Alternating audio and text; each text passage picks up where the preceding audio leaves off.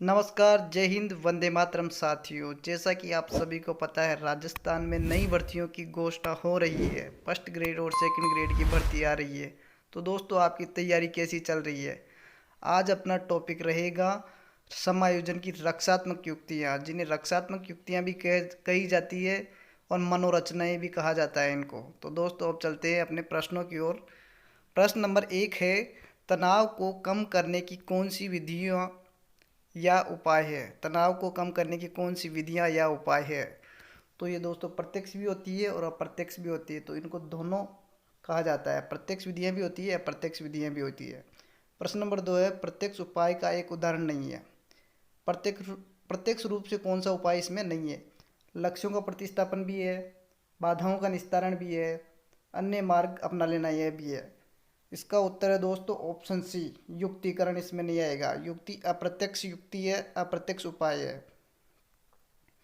प्रश्न नंबर 3 है, तनाव का प्रत्यक्ष समाधान न होने पर हमारे द्वारा अप्रत्यक्ष सुरक्षा के तरीके अपना लेना क्या कहलाता है? ये स्टार लगा लीजिए, बहुत ही महत्वपूर्ण प्रश्न है। जब प्रत्यक्ष समाधान न होता है तो अप्रत्यक्ष सुरक्षा के तरीके अपनाए जाते हैं, तो उनको क्या कहा जाता है? उनको कहा जाता है रक्षात्मक युक्तियाँ, मनोरचनाएं या अप्रत्यक्ष उपाय। इनको तीनों ही कहा जाता है। तो दोस्तों ये ध्यान रखिएगा, इसका उत्तर है उपयुक्त सभी। प्रश्न नंबर 4 है, रक्षात्मक युक्ति को अंग्रेजी में क्या कहते हैं? अंग्रेजी में क्या कहते हैं दोस्तों? इसको क्या कहते हैं? Option A, defence mechanism. ये ध्यान रखिएगा। प्रश्न नंबर 5 है, रक्षात्मक युक्तियाँ किसको कम करती है? किसको कम करती है दोस्तों? तनाव को कम करती है, चिंता को कम करती है, निराशा को कम करती है। इसका उत्तर है ऑप्शन डी, उपयुक्त सभी। प्रश्न नंबर 6 है, नाच न जाने आंगन टेढ़ा। इसको भी स्टार लगा लीजिए, अति महत्वपूर्ण है, हर बार परीक्षा में पूछा जाता है।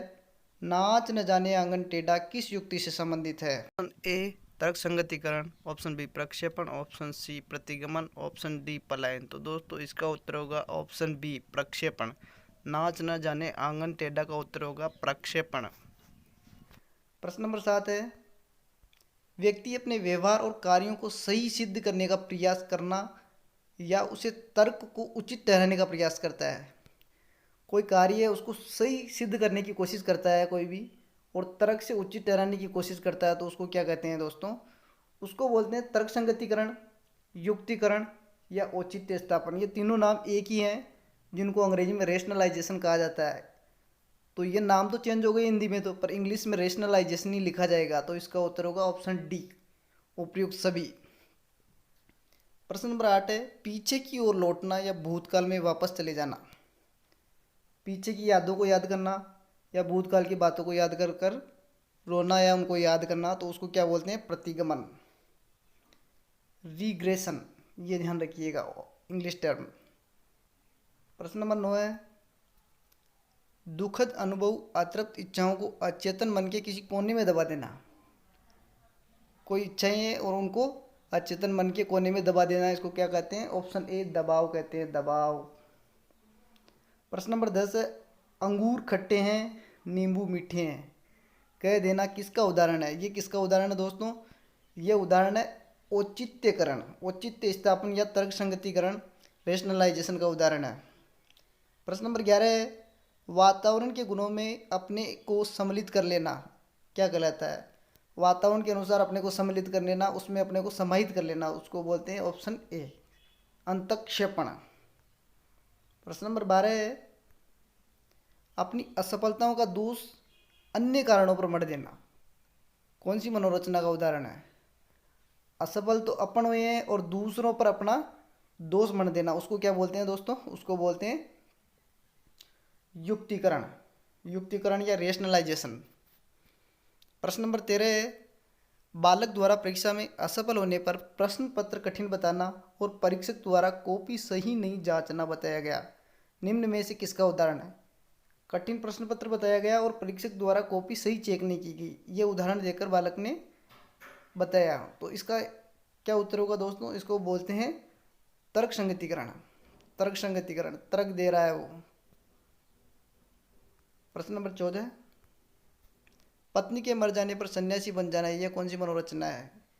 ये दोस्तों शोधन, सब्लिमेशन, इसको सब्लिमेशन लिखा नहीं मैंने English term, sublimation, SUBLIMATION, sublimation.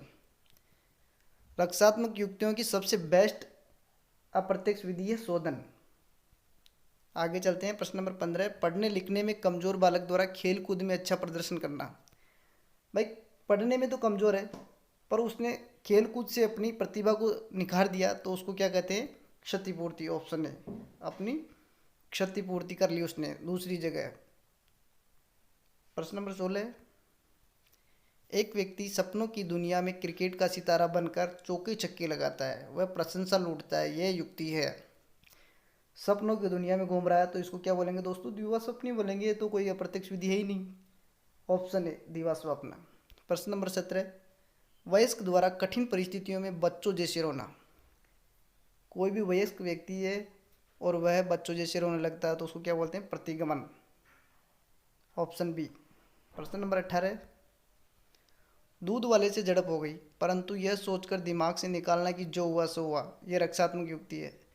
ये हमारे साथ बहुत ज़्यादा होता है, कभी कभी कोई बात हो जाती है तो हम बोलते हैं जो हुआ सो हुआ, इसको निकालो दिमाग से। तो इसको क्या बोलते हैं दोस्तों, इसको बोलते हैं ऑप्शन डी, समन।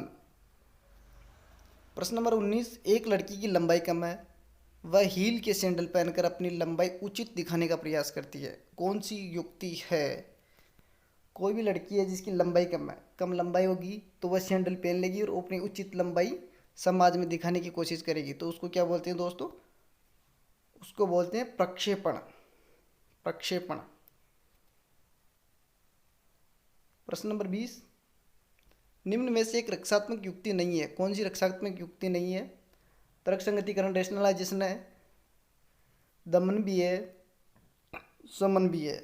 इसका उत्तर है ऑप्शन सी, दिवा स्वप्न। दिवा स्वप्न कोई भी रक्षात्मक युक्ति नहीं है। तो आपको ये सेशन कैसा लगा, अच्छा लगा हो तो वीडियो को लाइक करें, शेयर करें और सब्सक्राइब जरूर करें।